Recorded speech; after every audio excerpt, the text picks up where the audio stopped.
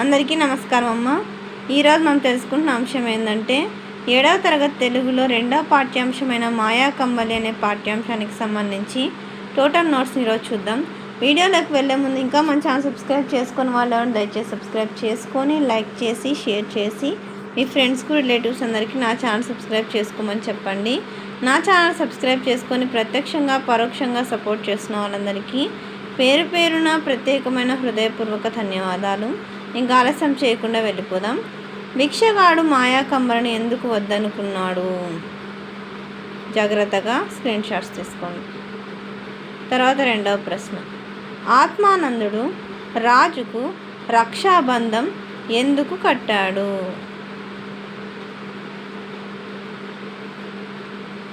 జాగ్రత్తగా screen shots తీసుకోండి. ఒకవేళ అక్షరాలు కన్నా క్లియర్ కనిపించకపోతే నెట్ క్వాలిటీ పెంచుకొని స్క్రీన్ షాట్స్ తీసుకోండి. తర్వాత క్రింది ప్రశ్నలకు 8 నుండి 10 వాక్యాల్లో జవాబులు రాయండి. పెద్ద ప్రశ్నలమ్మ. మాయా కంబలిని రాజు మొదట ఎందుకు కావాలనుకున్నాడు, తర్వాత ఎందుకు తిరిగిచ్చేశాడు? ఇది ఆన్సర్ అమ్మ. మళ్ళీ చెప్తున్నా అనుకోద్దండి. అక్షరాలు కన్నా క్లియర్ కనిపించకపోతే నెట్ క్వాలిటీ పెంచుకొని స్క్రీన్ షాట్స్ తీసుకోండి. ఎక్కడికక్కడ స్క్రీన్ షాట్స్ తీసుకోండి.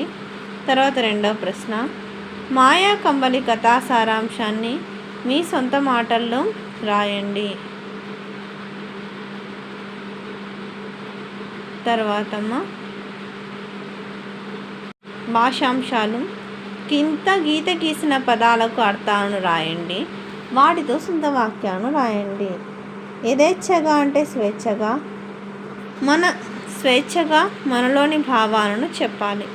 చౌక అంటే తక్కువ ధర. ప్రభుత్వం తక్కువ ధరకు నాణ్యమైన సరుకులు ఇస్తుంది. అభ్యంతరం అంటే ఆటంకం.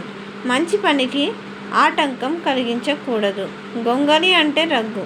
శీతాకాలంలో రగ్గు చాలా అవసరం.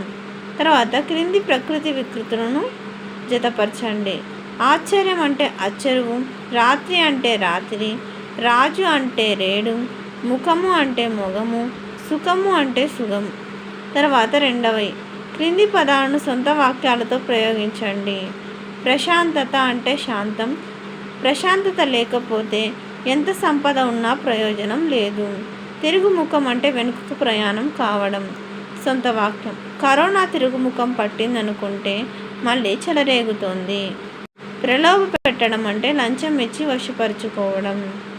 తప్పుడు పని కోసం ఇతరులను ప్రలోభ పెట్టడం తప్పు. శ్రేయస్సు అంటే మేలు. గురువులు ఎప్పుడు శిష్యుల శ్రేయస్సునే కోరుకుంటారు. దురాశాపరులు అంటే చెడ్డదైన ఆశ కలవారు. దురాశాపరులు తమ అవసరం కోసం ఎంత తప్పునైనా ప్రవర్తిస్తారు.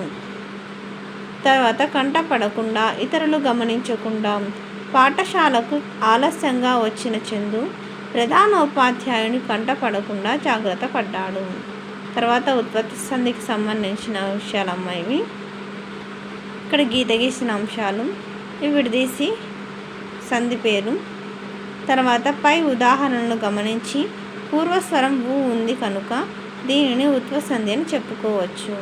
అందరికీ ధన్యవాదాలమ్మ. ఇంకా మన ఛానల్ సబ్స్క్రైబ్ చేసుకుని వాళ్ళని దయచేసి సబ్స్క్రైబ్ చేసుకొని లైక్ చేసి షేర్ చేసి మీ ఫ్రెండ్స్కు రిలేటివ్స్ అందరికీ నా ఛానల్ సబ్స్క్రైబ్ చేసుకోమని చెప్పండి.